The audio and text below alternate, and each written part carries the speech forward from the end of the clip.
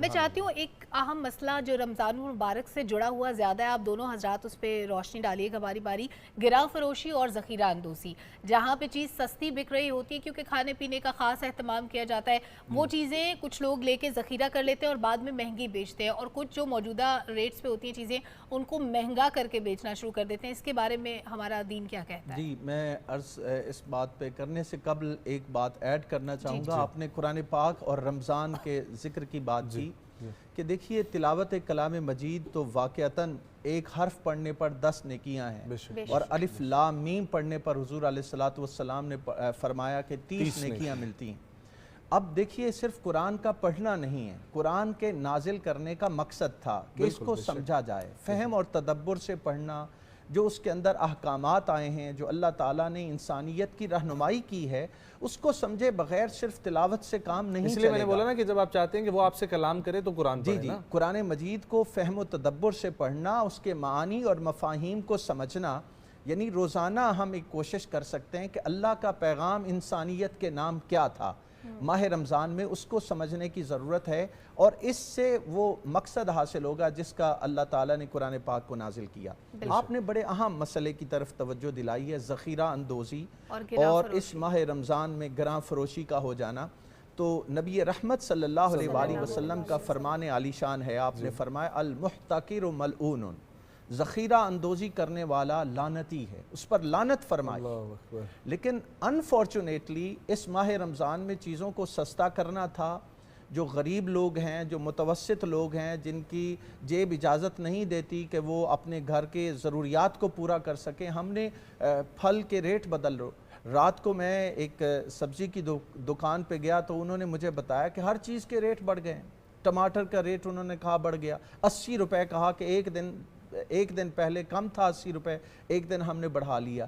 تو یہ صرف ایک چیز نہیں، ہر چیز کے ریٹس بڑھ جاتے ہیں، تو اس میں ان کو خدا خوفی پیدا کرنی چاہیے، اور اجود الناس، جیسے میں نے حضور علیہ السلام کا لقب بیان فرمایا کہ آپ بہت زیادہ سخاوت کرنے والے تھے، آپ کم منافع پر چیزوں کو بیچیں تاکہ لوگوں کی ایکسیس میں آ سکیں۔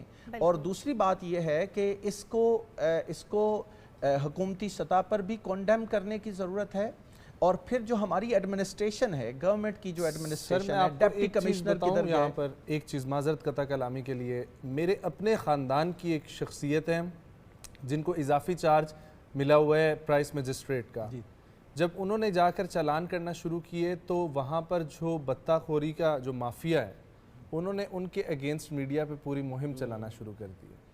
دیکھیے تو یہ سلسلہ جو ہے نا، گورنمنٹ کیا کرے؟ گورنمنٹ اپنی طرف سے ایک ایکشن لے سکتی ہے، اب اس کو امپلیمنٹ بھی کروانے کے لیے آفیسرز انہوں نے بھیجے، اب اس کے اوپر بھی کیا ایک اور چیک اینڈ بیلنس رکھے۔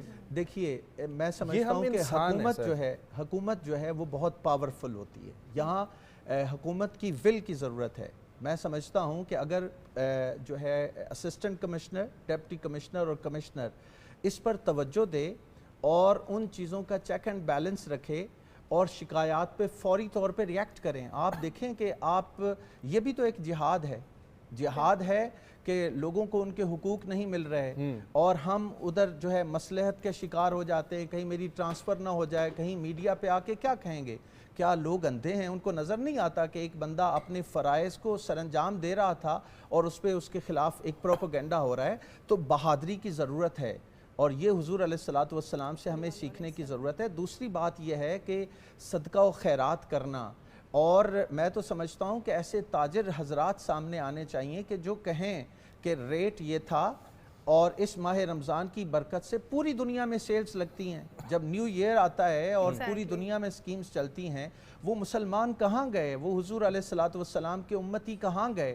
وہ اعلان، وہ حضرت عثمان غنی جیسی شخصیات کہاں گئیں کہ ہمیں نظر نہیں آتی کہ وہ اناؤنس کریں کہ پبلک کے لیے ہم ان چیزوں کو کم قیمت پر بیچ رہے ہیں۔ اور پھر یہ ہے کہ عوام کی ذمہ داری ہے کہ وہ آواز اٹھائیں، پیسفل طریقے سے آواز اٹھائیں کہ ہم اس کا بائیکاٹ کرتے ہیں۔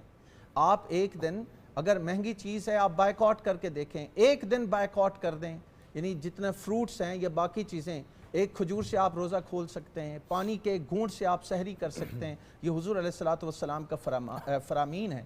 تو آپ دیکھیے کہ آپ بائیکاٹ کیجئے، وہ خود بخود اس لیول پہ آ جائیں گے کہ ریٹس لیکن انفارچونیٹلی ہم نے یہ لازمی کر لیا ہے کہ افطاری کا وقت ہے تو وہ طرح طرح کے پھل اور کہتے ہیں نا بہت کہ ساری روزے تو اللہ نے فرض کیے ہیں، یہ پکوڑے سموسے جو ہے یہ دیکھیے، یہ شہر الصیام ہے، شہر الطعام نہیں۔